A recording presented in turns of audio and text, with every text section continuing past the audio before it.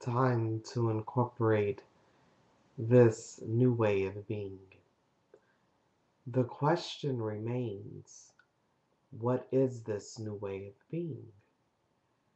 And how does one go about incorporating a way of existing where there is a balance of the feminine energy and for females, a predominance of expression and existence in the feminine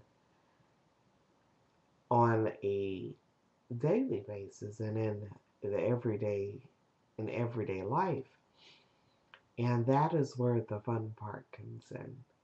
That is where, because, and it is no accident that this has occurred, even the memory of the time when the feminine was uh, part of the daily reality of the human experience, and the respect and the regard and the love and the reverence for the feminine was a part of the human experience. It's been such a long time that has been practically obliterated, not only from human reality but also from human memory. And so there are no such things as role models or examples or even historical accounts or historical context. I mean, a woman cannot even refer to really any of the scriptural references or historical references because all of those have been recorded by and are about men and the masculine. So, this is a time of originality. This is a time of creation. This is a time of taking the very feminine, energetic approach towards being guided by spirit and being led by faith and by trust and growing and expanding in that awareness and intuitively connecting with your individual selves and seeing those areas of yourself which have been neglected and creating an energetic and dynamic where you attract others who are on similar paths and you create this whole new experience from scratch, so to speak. What is the advantage of that? It is that it is brand new. It is a new form of thought, a new form of being that has not existed on this planet yet. And so you are able to usher in more or less a revolution, not only of balancing feminine and masculine energy, but ushering in a new form of thought and a new paradigm. And how much more exciting can that be? Because for the first time, regular, quote unquote, average humans, and in particular, women, have been given the platform and the opportunity to consciously create a reality of choice. And that is why it is a time of celebration. Because for much of human history, humans essentially have opted to be lazy and to allow those who are willing to put in the time and the effort and the energy and who had access to the information and the science, so to speak, that governs how to best operate in this reality and how to utilize the amazing, magnificent power of these divine beings who choose to incarnate in these human experiences.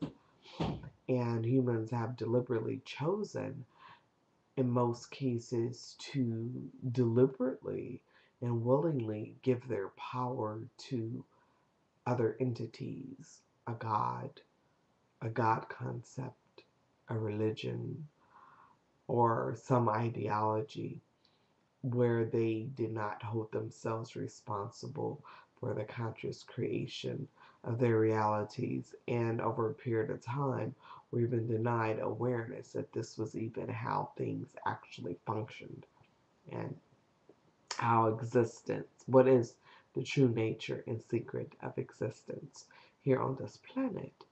And so it's time to have fun. It's time to create. It's time to conceive. It's time to conceptualize. It's time to get birth. What is it do humans really want? If you were to create your perfect reality, not only can you speculate in this, but you can actually bring this into existence, and it has never been easier. And so, this is essentially my message. So, I am encouraging, if this resonates with you at all, to join in this process and contribute your unique individual perspective, which is extraordinarily valuable. Not only is it valuable, it is essential.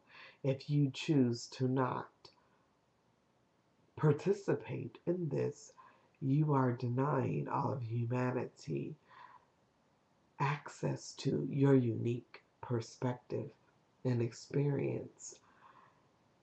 And that is, from our perspective, a crime, because that is truly your point of existence, to bring forth and to share your perspective, not to convince others to follow you, but to contribute your energy to the pot.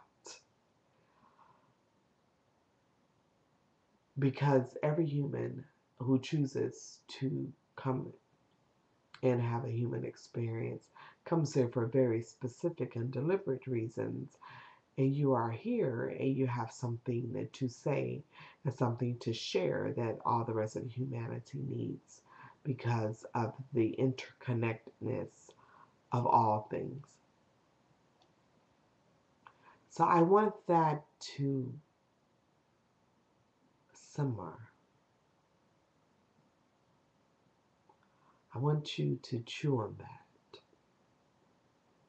to consider that, to open yourself up and to see, even just in spending a few moments thinking about anything that may have resonated with you in this message of this time, of this introduction and this welcoming of this balance of feminine energy and this opportunity to consciously create a new reality and experience for humans that incorporates this feminine presence,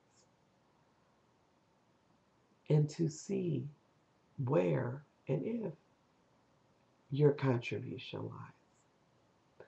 And that sets the stage for the next aspect of what will be shared on this blog and will be the foundation of the next stage in the Unleashedment process. And so it is with great anticipation and excitement that we bring these words and this message and these concepts, and we promise you that you ain't seen nothing yet.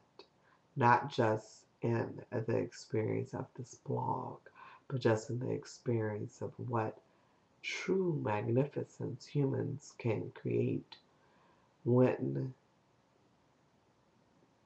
you are operating from a conscious place and an awareness of how universal laws actually operate in this physical reality. So, on that note, I want to